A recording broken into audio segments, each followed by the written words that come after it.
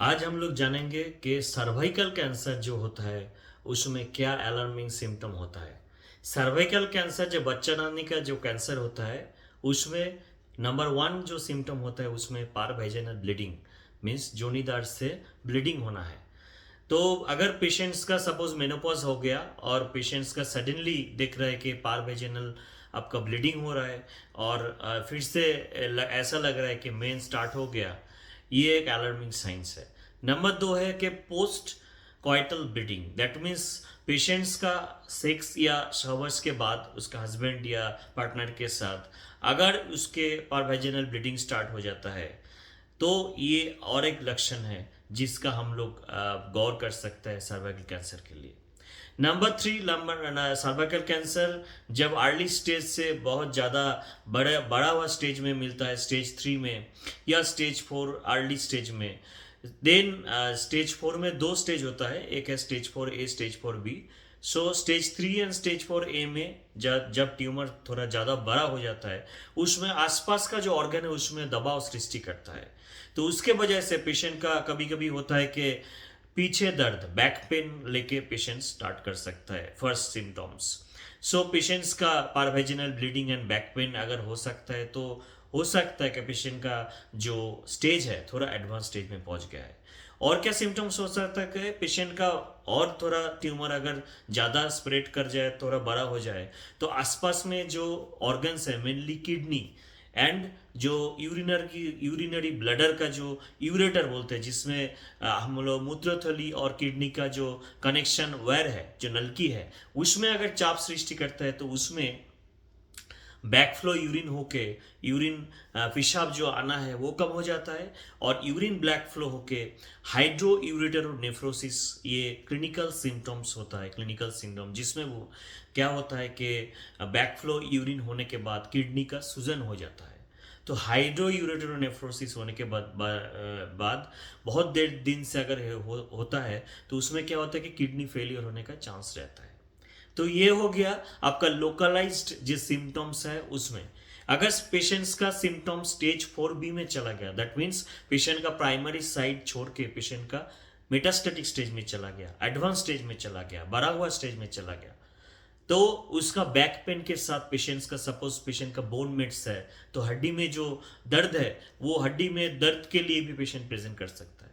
Patient पारवेजिनल bleeding के साथ अगर छाती में चला जाए मेटास्टेसिस होके, फेफड़े पे उस पर मेट्स आ गया, देन पेशेंट्स का सिम्टम्स आ सकते हैं खांसी, खांसी के साथ खून आना जिसको मेडिकल टर्म में हिमोप्टिसिस बोलते हैं, या सांस की तकलीफ होना, ऑक्सीजन सेचुरेशन कम हो जाना, या और पेशेंट्स का हो सकता है कि पेशेंट का ब्रेन में मेट्स हो सकता है। पेशेंट ब्रेन मेट्स जब हो जाता है पेशेंट्स का धुंधलापन दिखना, double visions of I, patient का दौरा पड़ना, पेशेंट्स का हेडेक, मॉर्निंग सिकनेस, सुबह में उठ के ही पेशेंट का नौसिया, वॉमिटिंग टाइप का उगाव जैसा आता है, ये सब सिम्टम्स अगर में पेशेंट प्रेजेंट करता है पेशेंट, तो हम लोग बढ़ा हुआ स्टेज और स्टेज 4 में पेशेंट का जो सर्वाइकल कैंसर आ गया उसमें हम बोल सकते हैं।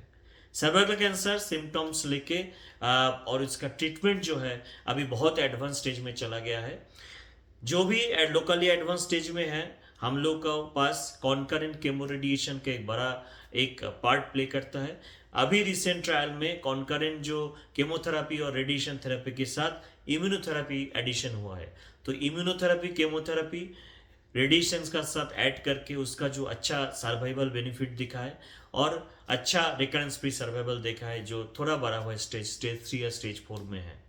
स्टेज 4B जो हम मेटास्टेटिक स्टेज सिम्टम बताया, उसके जो मेन ट्रीटमेंट है इम्यूनोथेरेपी एंड केमोथेरेपी के कॉम्बिनेशंस, इसमें अच्छा रिस्पांस देखने को मिल रहा है। मेरा बहुत सारा पेशेंट्स है जिसमें हम लोग ये इम्यूनोथेरेपी केमोथेरेपी कॉम्बिनेशन देके या टारगेटेड थेरेपी कॉम्बिनेशंस देके उसमें अच्छा रिस्पांस देखने को मिला है।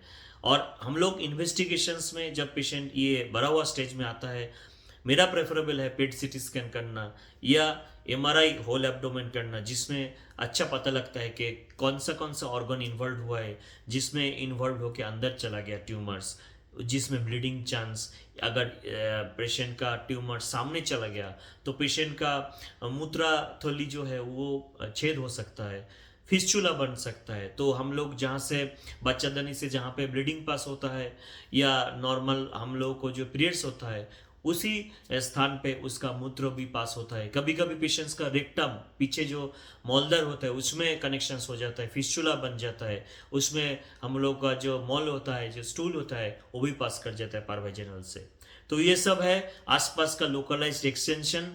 हम लोग डायग्नोसिस कैसे करते हैं cervical cancer? By biopsy. Simple punch biopsy is sufficient to do the biopsy and confirm the diagnosis. And उसके बाद जो अभी जो अपडेटेड ट्रीटमेंट बोला है आप लोगों को कि immunotherapy and chemotherapy combination along with radiation therapy और ओनली इम्यूनो केमोथेरेपी कॉम्बिनेशन और टारगेटेड थेरेपी कॉम्बिनेशन इन मेटास्टेटिक स्टेज। अगर आपको कोई भी कुछ जानकारी चाहिए, क्वेश्चन कुछ पूछना है तो प्लीज़ कमेंट सेक्शन में कमेंट कीजिए। I will be more than happy to help you. तब तक के लिए विदाई लेता हूँ। अच्छा रहेंगे, सुस्त रहिए। नमस्ते।